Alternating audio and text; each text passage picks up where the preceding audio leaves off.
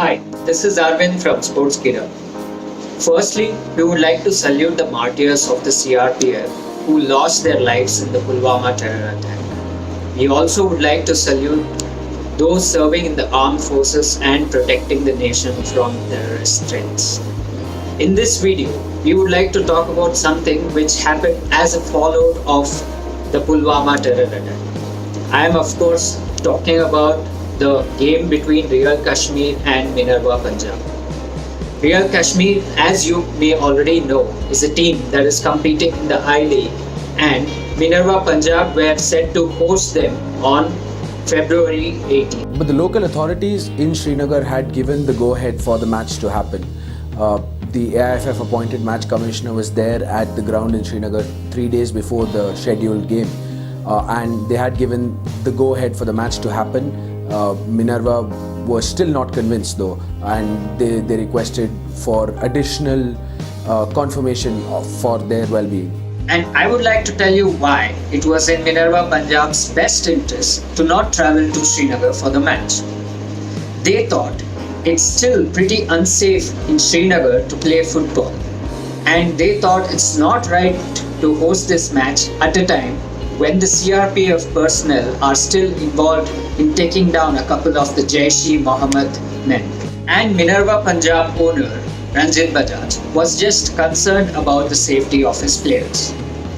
He said his foreigners were advised against travelling to Srinagar, and he sought a clearance as well as a safety assurance from the Ministry of Home Affairs for travelling to Srinagar for the match.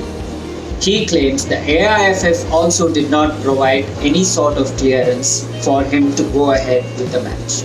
See, Minerva wanted confirmation of security in Srinagar from the Home Ministry, which is a little bit over the top because the Home Ministry cannot go to the extent of guaranteeing security for a particular football team. All Minerva could do in that situation was to trust the local authorities in Srinagar who were confident that security could be provided. Having said that, you can also understand Minerva's stance that the safety of their players and the need to respect advisories given by embassies to their foreigners was paramount. So somewhere in between all of this, jostling for position and for approvals, football was stuck somewhere in between all of this, and eventually that is why the game didn't happen. There will now be a tug of war in the Delhi High Court. February 22nd will be another hearing of this game, which is what we've come to know today. But Minerva, at the beginning, they said they were ready to forfeit the game as well, which would have meant 3 points to Real Kashmir in what would have been a huge 3 points for them in the I-League title race as well. But now Minerva, they backed off on their forfeit stance, which means that this issue has become a lot more complicated, and we've definitely not heard the last of it yet. On the other side, you have a team owner, Ranjit Bajaj, who thinks it's too big a risk to play in Srinagar right now. He says Minerva Punjab are ready to play the match at any venue in India, just not in Srinagar because it's still reeling from a terror attack. Now there are rumours at this stage that the game could be shifted to the Ambedkar Stadium in New Delhi if it does happen again, which would mean a little bit of a loss for Real Kashmir, who are trying to build a society in Srinagar through football, a peaceful, calm society through football. Real Kashmir, it's brought a kind of togetherness in Srinagar, especially the club themselves have been vocal on social media saying let's play to heal. They were literally on their knees begging East Bengal to not ask for any movement of the game that is scheduled on the 28th of February.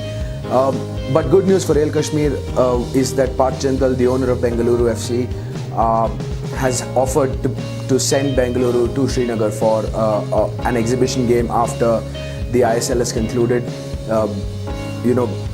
Football Delhi has also come up saying they could host the game in Srinagar, and all proceeds would go towards rehabilitating the families of the martyrs. The entire situation is not ideal because obviously safety and security is paramount, but especially after the AIFF Real Kashmir, which was the host club, the relevant authorities in Srinagar had given Minerva Punjab the go-ahead in terms of assurances of security.